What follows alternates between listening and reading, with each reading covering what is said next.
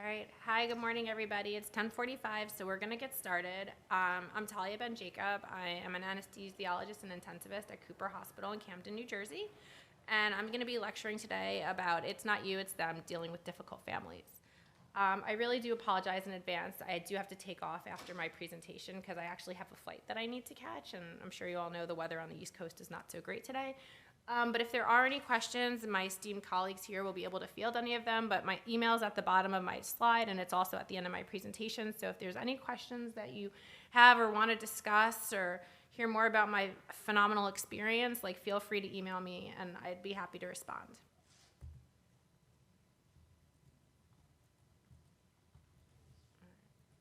So I have no disclosures. So today we're going to basically talk about understanding on how to handle disrespectful behaviors from patients and their families. So we'll give a little brief introduction. We'll talk about why this is important. We'll talk about how to handle this situation, and then questions will be taken at the end.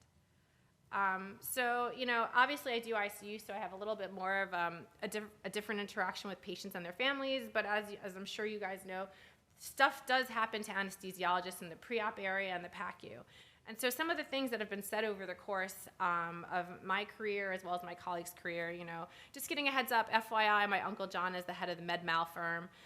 If anything happens to my loved one, I'll sue you. You gave my loved one bad care when you're making a disclosure, and insert some sort of horrible phrase or name calling. Patients yelling expletives, calling provider names, and being combative in the OR holding procedure area. Sometimes, in the L&D with the C-sections, when they bring the support person in and things aren't going great, the support person can get extremely combative up there in the anesthesia space when all they're supposed to be doing is holding their loved one's hands. Or, I actually had a colleague who got threatened on social media by a patient. And so, when I was preparing for my talk, this is a sign that we have in our hospital. You can't abuse your providers, no threatening behavior, no sexual harassment, no illegal drugs, no weapons. So I actually called risk management and I said, what do you do when a patient and their family threaten to sue you? What happens? What does Cooper do? What does my hospital do? What do you do? And so risk management basically said, well, you don't really get us involved. First, you have to suss out the threat. Is it really real? You shouldn't fire a patient just because they threaten. And I was like, really? Where's all this protection? And then, it also came when I was having a discussion with one of my colleagues where they were like, oh yeah, we've got this really difficult family in the ICU. They're firing people left and right. Ha ha ha, they're making everybody's lives miserable. And that's where it came to me, this is really tolerated in healthcare and it really shouldn't be. And so then I went to see what does the anesthesia literature say about having to deal with difficult families and ways you should behave. And there's nothing out there. I was really surprised. There's nothing published in the literature specifically with anesthesiologists. And that was super concerning to me because this is things it's obviously interpersonal interactions, but this needs to be taught from the ground up from residents for when they get thrown into practice. So why is this important? Because bad things happen when there's disagreements between families and healthcare workers. This surgeon was shot and killed for a patient that had been threatening the doctor for weeks that no one took care of. There's also, been statistics reported that the trends are there, and unfortunately it ends up being, accepted. And the issue is, the statistics are crazy. It's about 10.4 in 10,000 healthcare workers experience some sort of workplace violence. And just to have that really hit home, the average in other fields is 2.1 in 10,000 workers. That's nearly 8 times. That's nearly twice the 5 times the amount. So there's really a massive discrepancy in the healthcare industry, and we really need to be able to protect ourselves. And just for even more scary statistics, about 156 healthcare workers got killed in their workplaces between 2011 to 2018, which averages out to about 20 deaths a year. And I think what really hit home for me, and I don't know if as my ICU colleagues, about a year ago in Pennsylvania, not so far from my hospital, a patient family member took ICU workers hostage, killed 2 workers, took them hostages. And it wasn't even because they had a fight. It was simply, and nothing even bad had happened to their loved one yet. They simply told this man, there's nothing that we can do, but there was nothing set in place to prevent this from happening by the hospital. That's actually what stimulated my hospital to finally get metal detectors. But aside from all these statistics, violence in the workplace affects us in other ways. It ruins our job satisfaction. It adds unnecessary stress to our lives that we don't need. It affects our sleep. It affects how we interact with our patients. It affects how we interact with our colleagues. It impairs our work. And it leads to burnout. And even though a lot of this is related to ICU, it turns out anesthesiologists are not immune. These are reports that were published by the APSF. 71.6% of perioperative survey respondents, that means anesthesiologists, surgeons, CRNAs, OR nurses, experienced non-physical violence at work. And when they further broke down the statistics, they found out that anesthesia faculty had the largest proportions of harassment experiences in the past 12 months compared to everybody in the perioperative period. So it's really important that we discuss this to figure out how we can protect ourselves, protect our patients, protect our colleagues, and be there for one another. So how do we handle this situation? So number one, we have to identify the causes. Sometimes it's related to just who you are. Unfortunately, you can't do much about your gender, your age, the way you look, the way you speak. But there are modifiable risk factors that we can take care of, like lack of communication skills, how to be empathetic. And that, when we talk about inexperience, it's not necessarily related to the fact that you're a resident versus an attending, but also inexperience overall on how to handle these situations and deal with these patients. So that's where the treatment plan comes in. Sometimes it's just related to the way you get along with people. Obviously, we see it like our pain medicine colleagues get this a lot because when they don't want to write opioids, those patients get really negative and sometimes really violent. And then sometimes it's related to patient factors. Some of these patients have history of violence. They're stressed out. No one wants to hear bad news. No one wants to undergo surgery, and we try to, and that's where the empathy comes in, to be understanding of the situation of where we're at. And then other times it's beyond our control and it's related to organizational factors, right? I can't help you that your surgeon took 3 extra hours with your surgery and now you're sitting in the holding area starving because you haven't eaten since midnight. So once we can identify the cause, that's hopefully where we can get to the root of the issue and make things better. So how do we prevent, some of these things from happening? Well, at the individual level, we have to train our doctors. We need to teach them conflict resolution, how to protect themselves, teach them how to talk to patients, how to have relationships with patients. We need to, at the operational level, metal detectors are really helpful. Ideally, I wouldn't set it off every day with my glasses case and then just wave to security and be like, oh, it's my glasses case again. Hopefully they would search my bag, but that's a separate story. Management policies, we have to restrict visitor hours. Maybe you don't get to bring your entire family of 10 people to sit at your bedside while you wait in the holding area for 3 hours when you haven't eaten. Just ways to improve the organizational flow, ways to get things done. And then obviously, unfortunately, a lot of times, and we see this, we have the media, there's got to be ways. Media always loves to blame doctors. How many times do we see these sensational things in the media to realize that, or even the sensational crimes that we see in the media, people think it's okay to beat up on healthcare workers.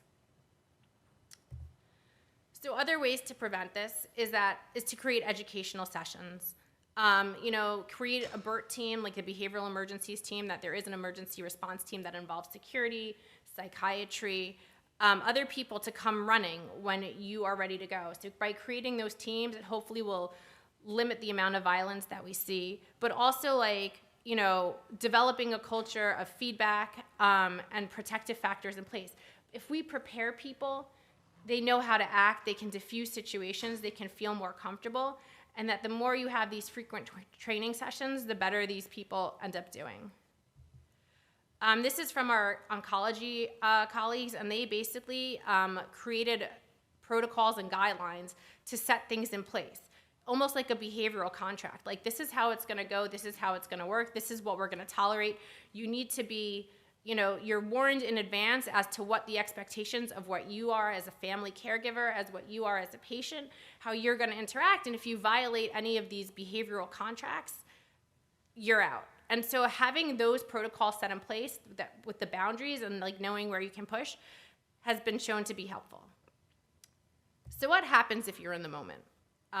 So one thing is you always have to keep your family safe. So what I always notice is when I have like family meetings, or I always stand closest to the door. I put the family in the back of the room. I stand closest to the door. It's probably the one time that like we have panic buttons in our hospital. Like you have a personal panic button. That's when I take my panic button with me. Most of the time I don't have my panic button. You have to stay calm. You can't escalate the situation. So they may be going crazy, throwing things. You have to stay calm. You can offer to help. You can slowly back away, but you don't really want to engage or touch them. And definitely don't touch them or put a hand or say, calm down, sir. Do not touch anybody. You keep your distance. You verbalize your boundaries. And then at that point, pretty much your patient relationship is terminated. And you have to say that, you know what, you don't trust me anymore. I don't trust you. We're not one. I think sometimes as physicians, and like we're so ingrained to care and we never want to admit failure, that we don't want to admit, oh, we ruined this relationship. This family doesn't like me. I failed this patient. It's not a failure of a patient. It's for your safety, because the truth is if they hurt you, then you won't be able to provide your care to the millions of other people who are going to need your care. And you have to look at it not as an internal failure, but just as a mismatch. And then get help. Don't be afraid to use your panic button. Don't be afraid to call security. Seek assistance, call in senior members. You know, I always joke around, and that's when I call in my 6-foot-tall, chair to come in with me, because he's a lot more intimidating looking than I am, and maybe they'll back down. Always make sure you know where the exit is, and then fight or flight. I always love this photo because this is like our violence prevention photo, where basically what do you do in an active shooter situation, and it's the run, hide, fight. So, right, you run, you hide, but then I'm going to take this IV pole and then come out and fight the guy with the semi-automatic weapon. No, don't do that.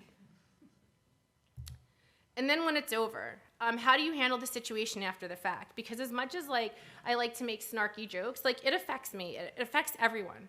And so you have to really take care of yourself, because you know what? We all know this, right? Similar to having a cardiac arrest in the operating room, right? You have your cardiac arrest, patient passes away. What do you do next? You pick right back up where you left off, and you see the next patient. So it's very similar here. You have to take a deep breath. Obviously, you're going to want to document the situation. You're going to want to talk about it with others and deep read it. Sometimes you have to report it, file that EARS report. There's been times where we've had to call, the police because someone was verbally threatening to kill all of us. Seek support. It's not a sign of weakness. It's what's going to get you through to help prevent the burnout and get back to where you need to be to take care of more patients. Focus on the wellness, and then, take advantage of the training, and then try to impart your wisdom on the next generation so that it doesn't happen to them. And so for the future, I really think there needs to be, programs put in place, things published in the literature, do research into the extent and impact of these difficult family interactions on anesthesiologists. The APSF has started responding to the call of action to eliminate violence in the workplace. They've created these video triggering workshop materials where they just create little snippets of videos to increase the awareness and then talk about it. It's free, it's online, you can download it. I thought it's just the first step, though. I think there really needs to be more done. So thanks, everybody, for your time. Sorry that I have to run, but feel free to email me. Happy to talk.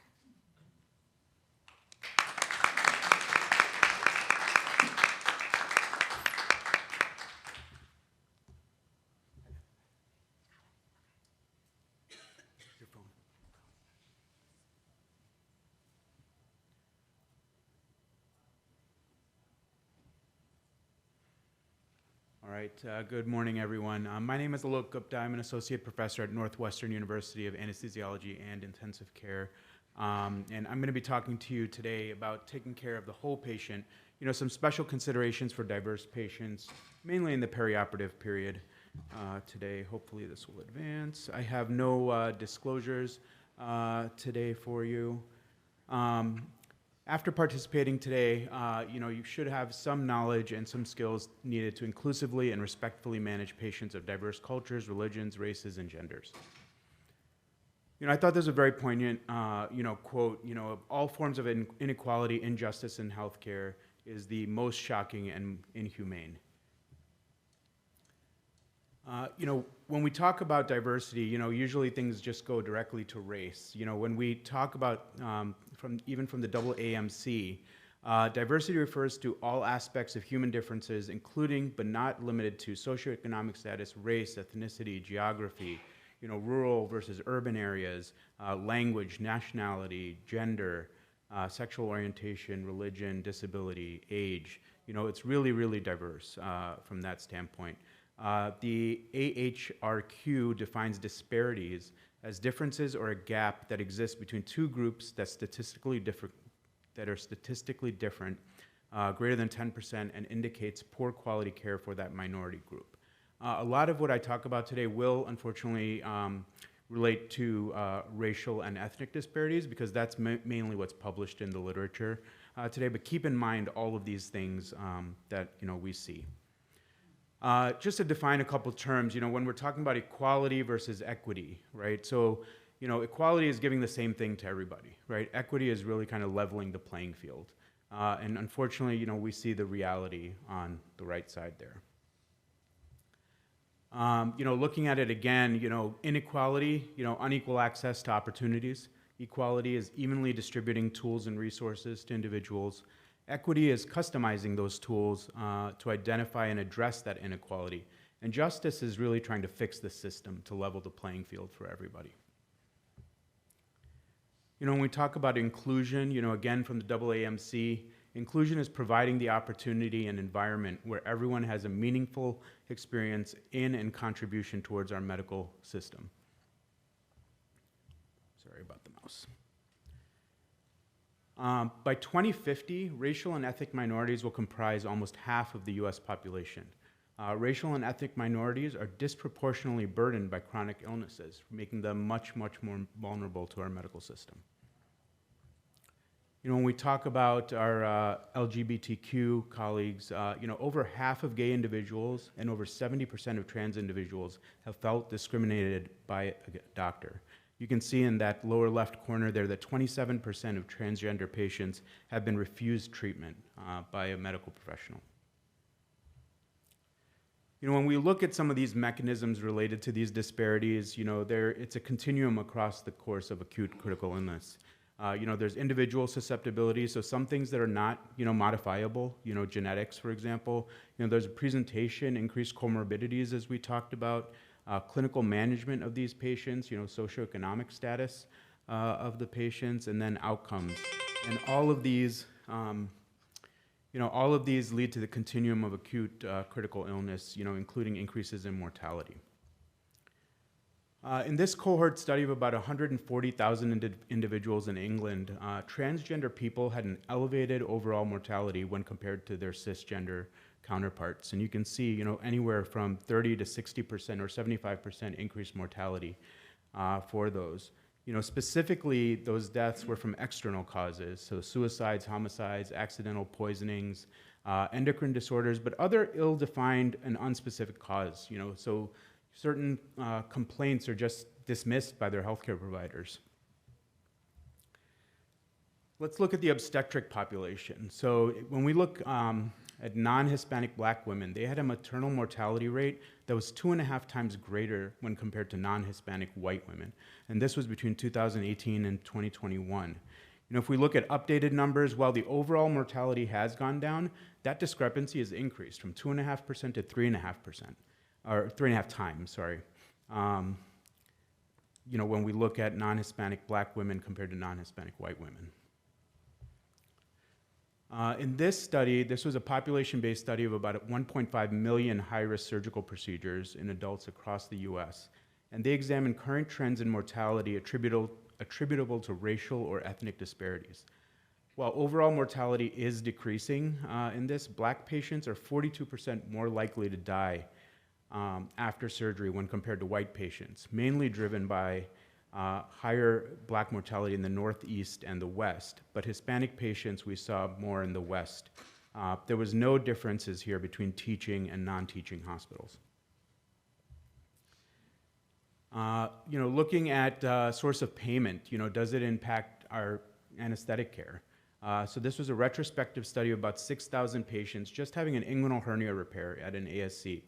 Black patients were 3 times more likely to get a general anesthetic when compared to white patients. And females were half as likely to receive an epidural when compared to males. I've never put an epidural for an inguinal hernia repair, but that's a different story. Looking at racial or ethnic disparities for receipt of general anesthesia for C-section. So this was out of my institution. This was a retrospective cross-sectional single-center study of 35,000 patients at Northwestern, looking at the rate of general anesthetic for C-section by race and ethnicity. And what we found after controlling for covariates, Black patients were 42% more likely to receive a general anesthetic when compared to white women for C-section. What about something as basic as PONV prophylaxis? So this retrospective study of 5.1 million anesthetic cases from 39 institutions across the US and the Netherlands found that Black patients were less likely to receive antiemetics when compared to white patients, even when we adjusted for risk factors.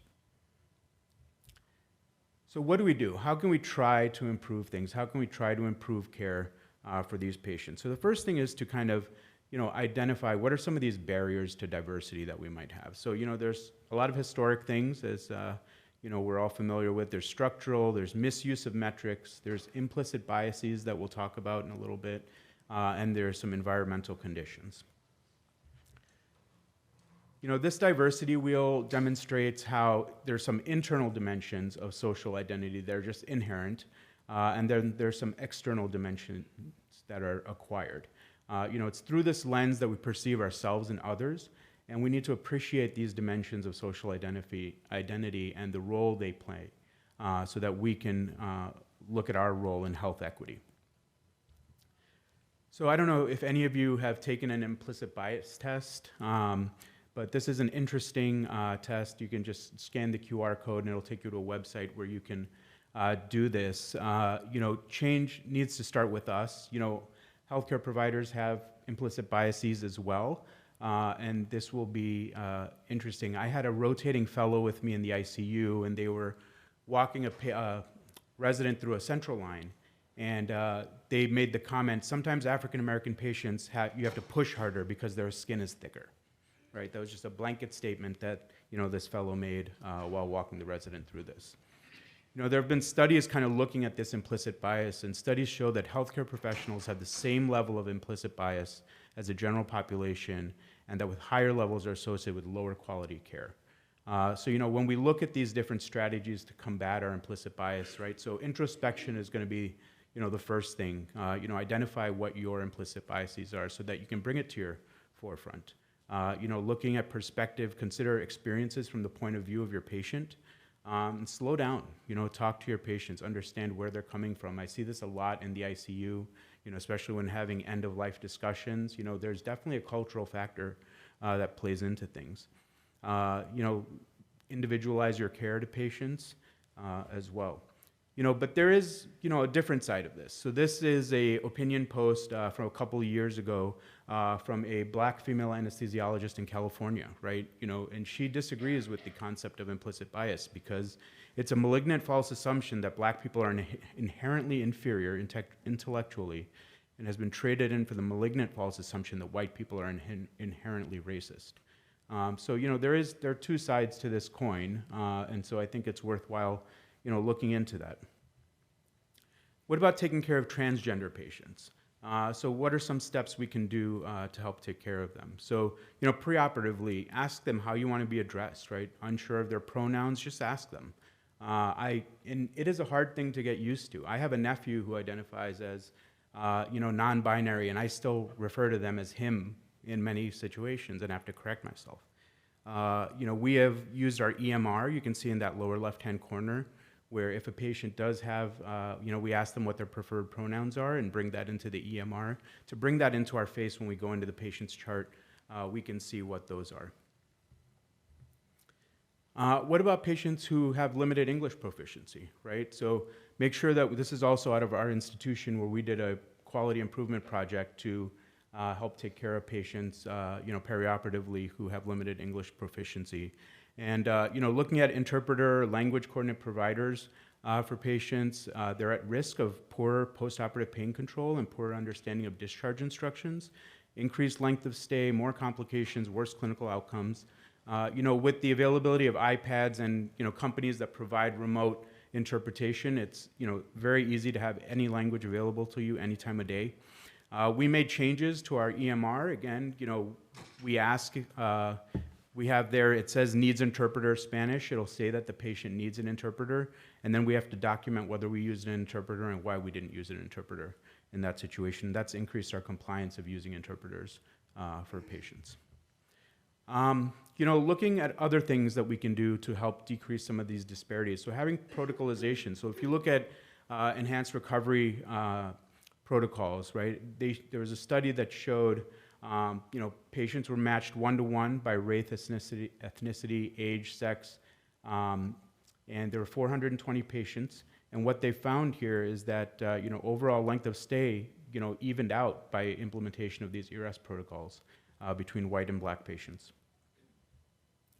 We talked about some of the factors there, but we have to remember that they're talking about the system, that there are some things. So when we look at dermatology, for example, we have to keep in mind that disease presents differently in different individuals. Just simple things as rashes. This is the same rash in a different patient. It could be easily missed. Something as simple as pulse oximetry, right? Something that we use every single day, right? There's a lot of disparities there in pulse oximetry. So the FDA has just recently put out some new details on diversity action plans for pulse oximetry specifically here. So the new draft guidance that came out this year. So previously, any studies on pulse oximetry had to have a minimum of 10 people of dark skin in them, and they have increased that from 10 to 150. And they've increased the percentage from 15 to 20%, and requires at least 30% of the data be from individuals with dark skin, and to use a standardized scale for looking at the skin tones.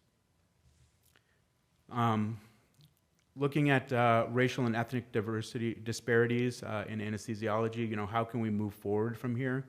So, on that right side, so looking at society, the health system, patient care is where we can really make the biggest difference. Making sure that we have diverse and inclusive healthcare providers, culturally humble care, and evidence-based standards and protocols. There's a new kind of organization, Radar Anesthesia. So, they have a lot of resources on their website, so I encourage you to look at them for tips and tricks. The ASA also has, their website here that has some resources that are available to us. And just some of my takeaways here, use inclusive language, affirm the patient identity, employ interpreters and culturally tailored educational materials, screen for social determinants of health during the preoperative assessments, collaborate with multidisciplinary teams, engage health equity training and implicit bias training programs, and advocate for institutional policies that support equitable care. Thank you very much, and we'll hold questions till the end.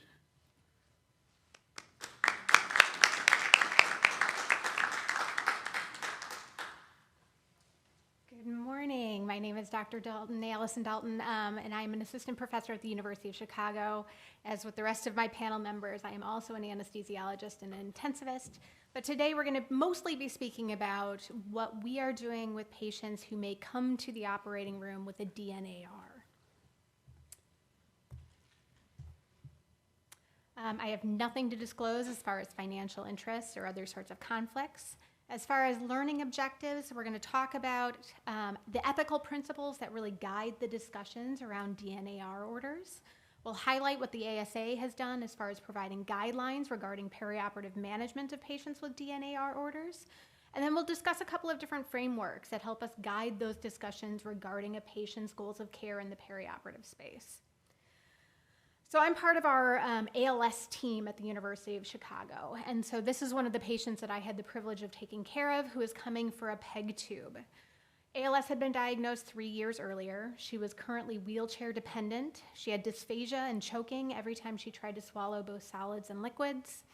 And in addition to that, she had dysarthria. She had an inability to lie flat, required BiPAP with relatively high settings at night, and had monthly episodes of laryngospasm.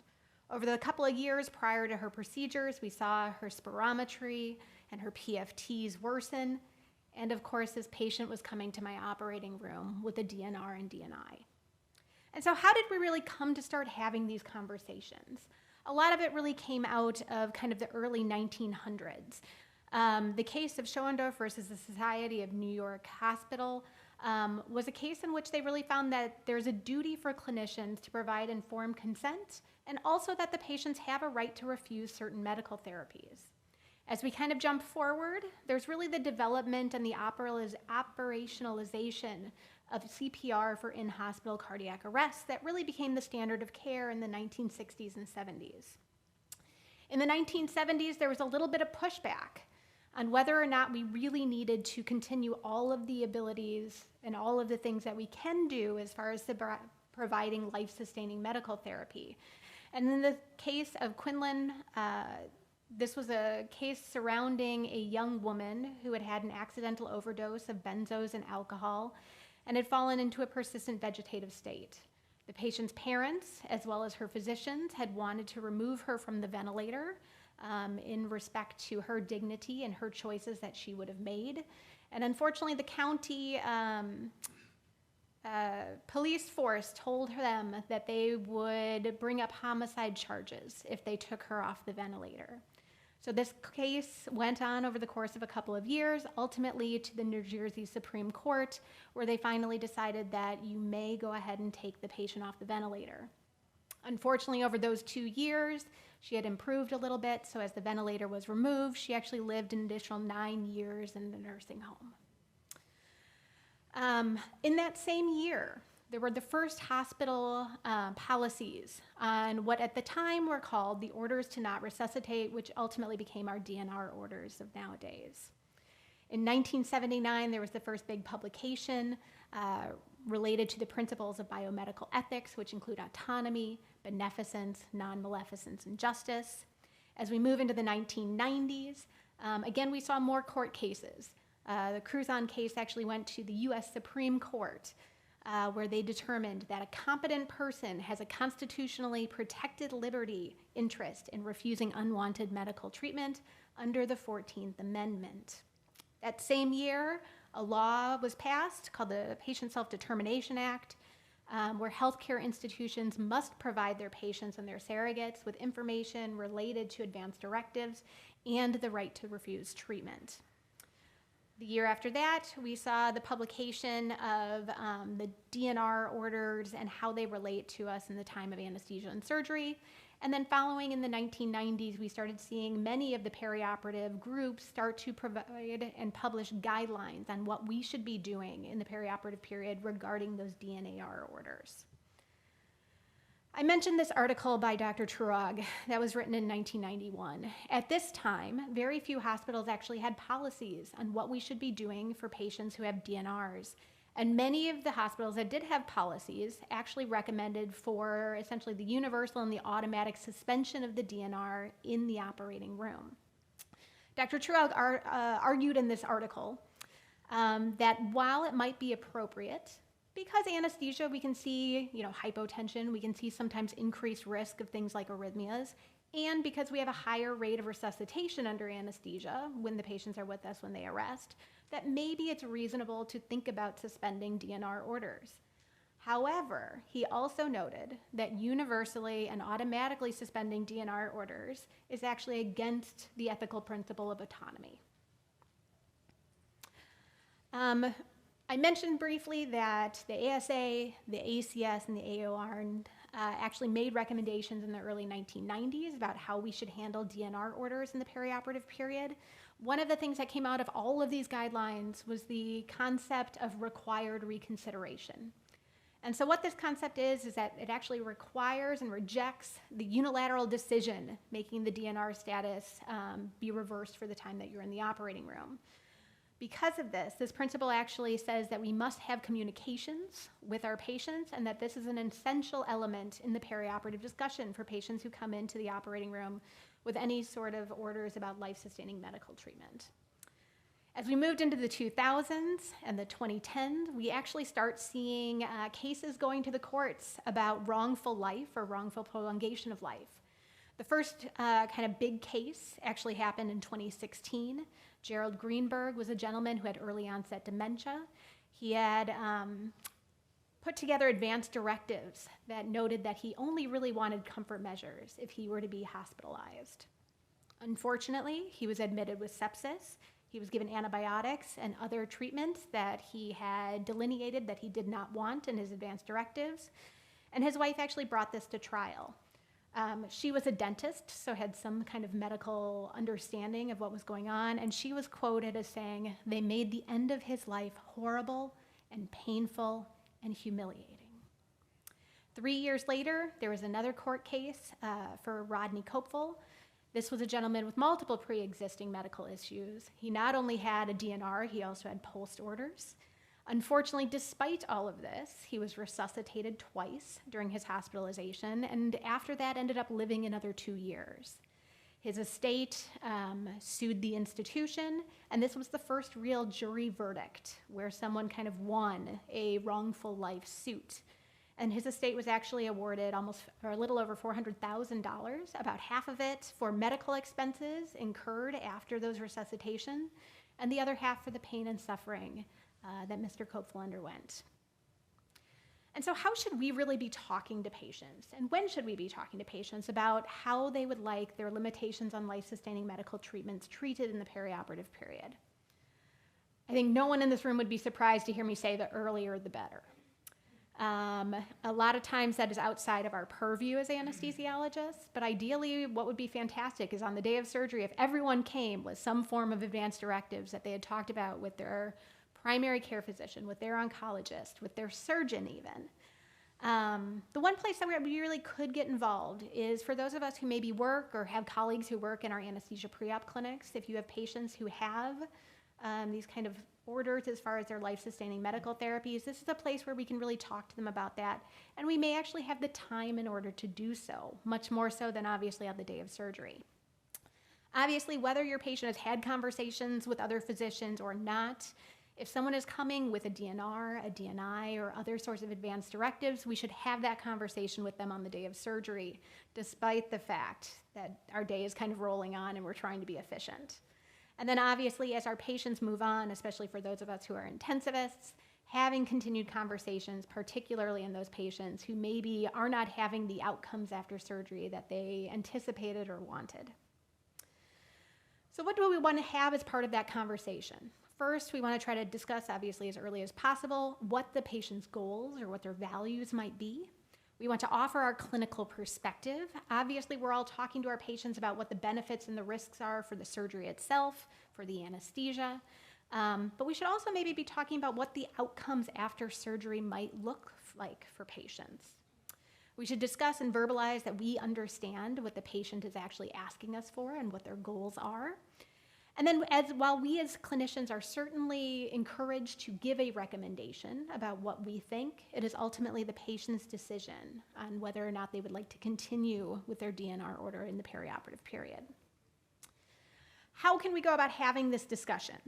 There are a couple of kind of published approaches to this. The first is a procedural-based approach, which is probably what many of you are most familiar with. This is essentially the idea that we go through a checklist of all of the things that we could offer a patient and allow them to kind of choose off of this menu of things that they would like and things that they would not like. This is obviously a rather easy and a quick discussion that you can have with patients, and it's very simple to implement. The disadvantages, though, are that it doesn't really allow for some of the shades of gray that we oftentimes see in the perioperative period or in medicine in general. And it could allow for some nonsensical requests without enough clinician decision input. I have certainly had conversations where the start of the thought process is, I'm okay with intubation, but I never want to be on a vent. And then, that doesn't work very well. Or I'm okay with getting epinephrine during the code, but I don't want chest compressions or defibrillation. And obviously, those are things that we really can't provide in any sort of meaningful way within the bounds of medicine. The other approach, which personally I think is probably a better way to go about it, but does take much more time, is the goal or value-based approach. So here you're really just having a discussion with the patient or their family members or their surrogates about what their overall goals are to having this surgery. Is their goal that you just want, or they want their life saved regardless? Is their goal that they want to be able to go home and talk with their family? Is their goal to be able to, go home and care for a spouse who is also ill? These are important things that can kind of help you make the decisions. Obviously, this is a little bit more patient-centered as far as the care that we'll give. It'll allow for those shades of gray, but it's usually a much longer and more complex discussion. It requires a little bit of clinician judgment in the operating room as you're trying to assess how long will the outcome of this last. If your patient has an arrhythmia in the operating room and a couple quick defibrillations can get you out of it, maybe that's something to go ahead and provide. But if you find yourself in a 20, 30, 40-minute code, maybe we should stop.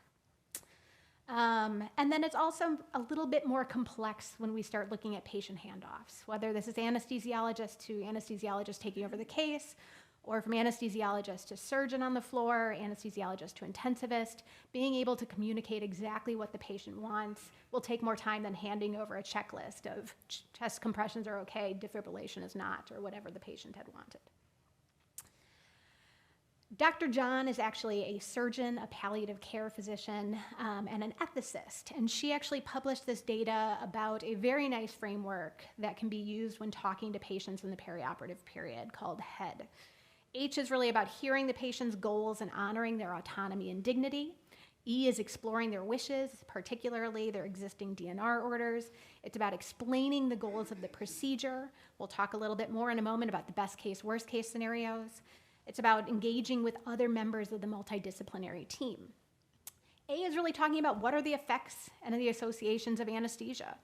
I briefly mentioned, it's not uncommon that we have a patient that may be at increased risk for things like hemodynamic compromise or arrhythmias under anesthesia, and how that might be different than running a code or defibrillating when they're out in the real world or hospitalized with sepsis. Talking about that anesthesia does actually, utilize many of those life-sustaining treatments either on a routine basis, like the giving of IV fluids, using mechanical ventilation or vasopressors, versus the things that are not common under anesthesia, chest compressions, defibrillation, things like that. And then acknowledging that there is some uncertainty and there are nuances when it comes to clinician judgment under anesthesia. And then finally, D, it's really coming up with those decisions, being able to discuss about those decisions, and then documenting that dialogue. Here's another framework by Dr. Allen that was published in Anesthesiology in 2024. Again, pretty similar kind of thought process as far as going through it, but offers some helpful prompts about how to actually ask these questions for those of us who might be less familiar with having these conversations. And then I mentioned the best case, worst case scenario. I actually find this to be a rather helpful framework to kind of talk to patients. And what they essentially presented in this article was looking at whatever we're offering the patient, in this case it was surgery, we look at what we're offering versus the alternative, which in this case was supportive care. So if the case that they were talking about here, the best case was that if this patient had surgery, it would likely be a long surgery. They would be in the ICU for a few days and then the hospital for a few weeks after that. And then likely they would go to a nursing home instead of going directly to home. Worst case scenario is that they would have complications after surgery. They maybe would die in the ICU and they'd be unable to talk to their family during that time. And then the most important thing about this is trying to predict what might be the most likely circumstance. So for this patient, likely they would be in the ICU, probably for a couple of weeks. They would likely need long-term dialysis. And unfortunately, despite the fact having surgery, they would likely die within the first couple of months perioperatively. They then compare that to the alternative, which in this case was supportive care. The best case is they get the chance to speak with their family. Maybe they can even go home on hospice, and their pain will be well controlled. Worst case scenario in this circumstance is that they would die in the hospital before their family all had the opportunity to gather. And again, the most likely circumstance is that they might be a little sleepy from the pain medications that we're providing. They may be unable to talk to their families, and most likely they would ultimately die in the hospital. But this gives your patient a huge framework to help make the decisions of what they would want to have done in these circumstances. So how are we doing to date? Despite us seeing these guidelines coming out in the early 1990s, which is longer ago than I would like to believe at this point, we are still seeing that when surveyed, this is a survey of 2,400 anesthesiologists that came out through the ASA. Of those 2,400 anesthesiologists, only about 40% of them knew that the ASA has published guidelines. Of these anesthesiologists, 71% knew that they had an institutional guideline, and of those who did know about the institutional guideline, about 90% of them actually had used those policies. As you can see here in the figures, with patients who are awake and alert and who have a DNR, you still see about 20% of patients that would automatically rescind the order without talking to their patient. And so, 1 in 5 of us in the world of anesthesiology are still not following the guidelines that were published over 30 years ago. And you can see here more and more kind of paternalism in the field of anesthesiology as we see patients get sicker and sicker, whether it's to rescind the order without talking to the patient or to allow it to stand without talking to the patient, which I think is kind of interesting data. So despite us having guidelines, we may not be adhering to them particularly well. The last kind of part of the DNR discussion is really to document what we had a discussion about. This is helpful not only for us, as unfortunately many of us who practice in the US, we practice in a medical legal field where these are things that are important. We may have family members not at the bedside who may disagree with the decisions, but it also helps for maybe future anesthetics, or helps our colleagues who are taking care of these patients post-operatively as well. And so we should summarize the discussion, including what is permissible and what is not. We should talk about the time frame under which the DNR order is going to be rescinded and at which point it will be reinstituted. Typically, this tends to be when the patient recovers from their anesthetic and leaves the PACU, but this is something that's up for discussion. And then we should have a discussion with the team members.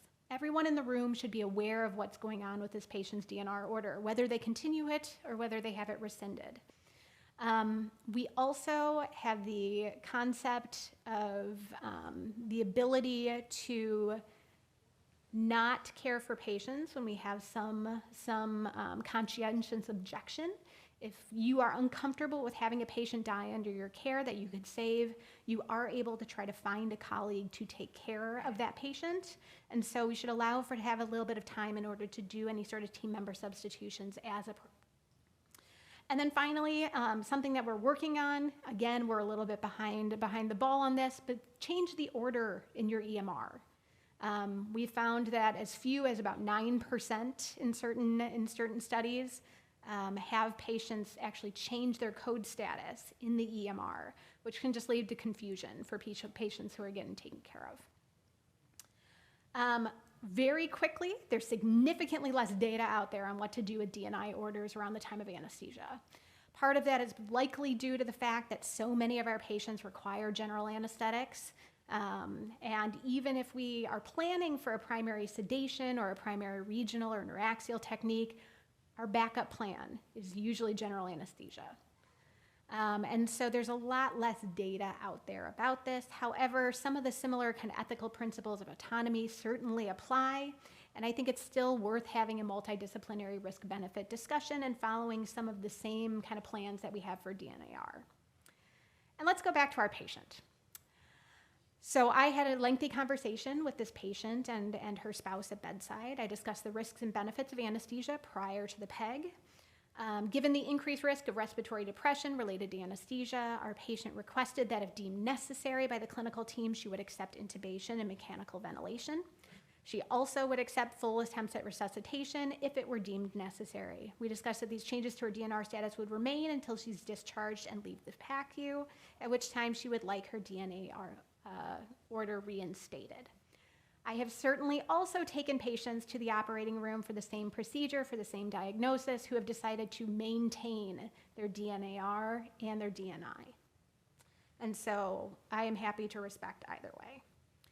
So in conclusion of recommendations, number one, it's required reconsideration. We should have conversations with each and every patient who is coming to us with a DNR order in place. The components of that conversation really should include what are the patient's goals, what are the effects of the anesthesia, and how that could change what we do as far as resuscitation, and then the decision on what the patient will accept or what the patient will not accept, whether it's based on goals or a value-based discussion. We should document the conversation, we should ensure concordance of the DNAR order, and then we should talk about the DNR status with the rest of the team, allowing for conscientious objection when appropriate. And I think I'm just going to leave us with this thoughtful, picture from a study or from a case study that was actually presented back in 2017 in the New England Journal of Medicine of a patient who came in unconscious to the emergency room. And as they were placing the EKG leads, found this tattoo with the covered portion here being the patient's signature. And this case obviously went to the ethics committee to determine if this patient arrests, what should we do? With that, thank you so much. And if you have questions, please feel free to come up to the mic.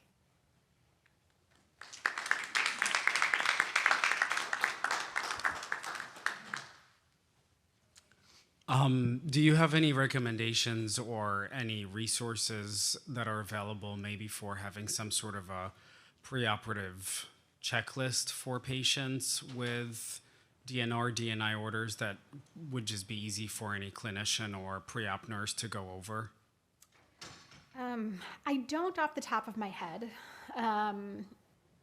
Partially, I think because I typically try my best to advocate for the goals or value-based approach. For me, I think that's probably the most helpful. I struggle to go into the operating room with the instructions of, you can't defibrillate me. If it's going to be a very quick kind of, my anesthetic caused an arrhythmia, if I can defibrillate you once and we come out of it, that's fine. I will certainly support that if the patient wants it. But the checklist, I think, is difficult for me. So I don't have any necessarily resources that just have a checklist. I have a question. Great presentations, by the way. Thank you so much. It's been awesome. What is your ethics committee answer? What was the... So this actually came from a New England Journal article, and if I remember correctly, it did go to ethics. What happened out of that discussion was, because there was a signature, they actually said that they would be able to uphold that DNR order. What I will say is it was helpful because it actually said the whole words, do not resuscitate. Had it have said DNR, they would not have upheld it. If it did not have the signature, they would not have upheld it. And they did note that maybe not every ethics department would have the same approach and answer to that question. Luckily, this patient had family members who came in. He never arrested in the ER, so it became a moot point, but I'm glad they published it for everyone to be having that to start thinking about. Jim Suchik, University of Michigan. There's a commonality through all of these that relies on our softer sciences, empathy, and we're not trained on how to be empathetic. As a matter of fact, in my era of training, it was to not be empathetic. Don't identify with the patient. Don't, because you're going to have to poke them with a needle. You're going to have to do that. If you're in their place and feeling that, you're not going to be able to do your job quite as well. And through meditation, I've come to the point of acknowledging this is uncomfortable, this sucks, I want to cry right now, but I'm going to hold off till later, but I'm acknowledging it and letting it go to another time. Are there any resources to teach empathy and these more subtle, soft psychological skill sets that not all of us have grown up with or developed? Thank you for bringing that up. I think that's really important. And, I think historically, we're taught as physicians, you have to be this stoic individual and not show emotion. And I mean, the number of times I have cried or hugged patient families in the ICU, I mean,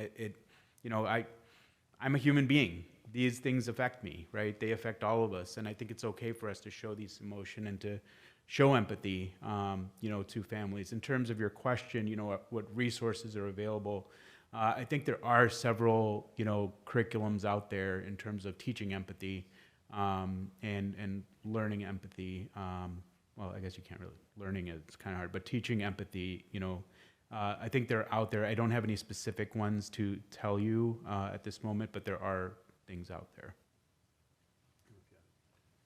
I should say this is certainly an area of medicine where we are evolving, and I think we are currently moving in this direction. I think the younger generations among us are much better than those of us who have some gray hair on our heads at making these kind of balances. And so I think this will be something that will continue to progress kind of throughout the rest of our careers as well. Thank you. Hi, I just have a quick question about navigating any resistance that you may have felt having conversations about implicit biases and just the statistical differences and outcomes of patients based on their presenting factors, not just race, but if you have had any resistance to those type of conversations, how have you navigated that? I've personally had pretty awful experiences with having these conversations with people of a little higher standings and not really knowing how to navigate those type of conversations. Yeah, and I think that goes to the point of, systemic change is needed, right? I'm very fortunate. Our leadership is completely supportive of this, and all medical directors are actually required to go through implicit bias training at our institution as well. And so, we have not faced that kind of resistance. I think, if that resistance is faced, I think it's really, you have to seek out leaders in your organization and, provide the data as to why this is so important. And it has to come, institutionally. Thank you.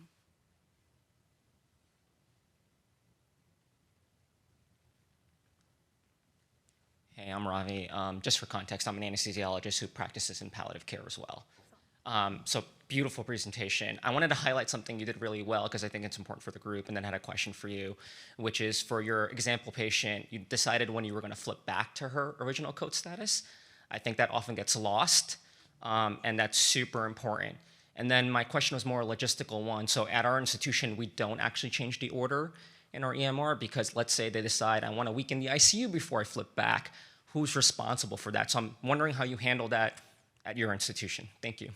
I will certainly say that we are not yet perfect either. And so what I have typically done is if we set kind of the end of the PACU stay, I think it's very easy. Yeah. I can change that back then.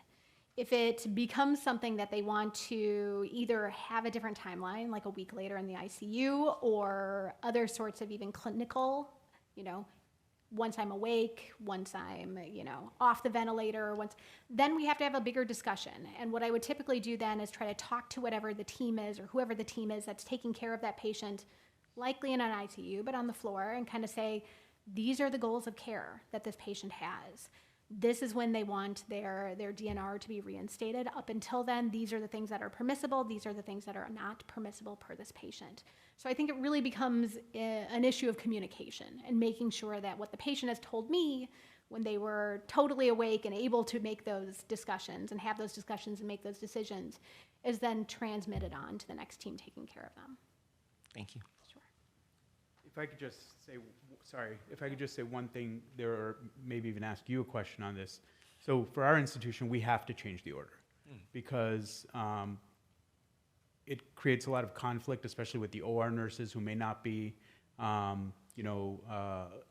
involved in those discussions, things like that, that now we are not resuscitating someone who, or we're resuscitating someone who has an order specifically to say not to resuscitate them, right? It's really the only order where we're saying do not provide care to this patient, right? It's really the only order that's out there that does that. And so medical legally, I think there's some questions with that as well. And so our institution, we have to change the order. Yeah, so I think we've been burned the other way where the handoff doesn't go well and, it's 2 weeks later in the ICU and, the message has gotten lost, right? At least in my own personal practice, we have a pre-induction of anesthesia timeout, and so I make it my business at that timeout to specify the goals of care if we have these sorts of discussions. So that's sort of our workaround, but yeah, thank you. Hey, thank you for a great talk. Sylvia Wilson from MUSC in Charleston. What I do in my practice is we'll have myself, a nurse in the OR, and a surgeon all present. I think where we fail and need to get better is that documentation. So I just put a massive pre-op note in. I will ask the orthopedic or whoever surgeon, GI surgeon, put a note in as well. I've seen their notes who will say, see anesthesia record. But what came up actually recently was we have done so much better with our Jehovah's Witnesses is having those massive forms where they can check what they want and what they don't want. And you're like, great. It's kind of like a grocery list. And somebody said, why don't we have this for DNRs? Have you seen anything like that? I haven't.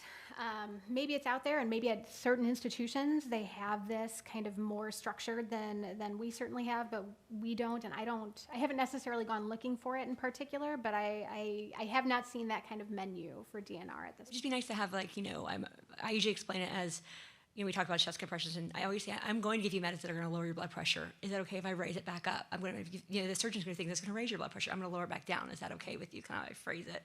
But it would almost like to be just to have on there so you don't forget things of when do you want to run an institute? So more so we're in a busy society where these things are not discussed, obviously. So to make sure that we don't forget to ask those questions and then document who was present for that. I always put that in my pre-op note. But it would be nice to have it on a more form that anyone could see. So I do very much appreciate that you can manage to corral an OR nurse, a surgeon, and yourself into a pre-op bay to have that conversation together. I'm very, That is very impressive. forceful. I will be like, we're not going back to it. We all do this together. It's amazing. Thank you, guys. We don't have a form, but we actually have at the end of our pre-op note, there's a section of code status section that's in all of our pre-op notes that we click a button saying full code. If it's do not resuscitate, then it brings a drop down with, limited options, full do not resuscitate, comfort care, and, and then there's space where we can document that. So that's built into every single one of our pre-op notes as well. I'm talking about operationalizing a DNR at 4 p.m. today, so that's why.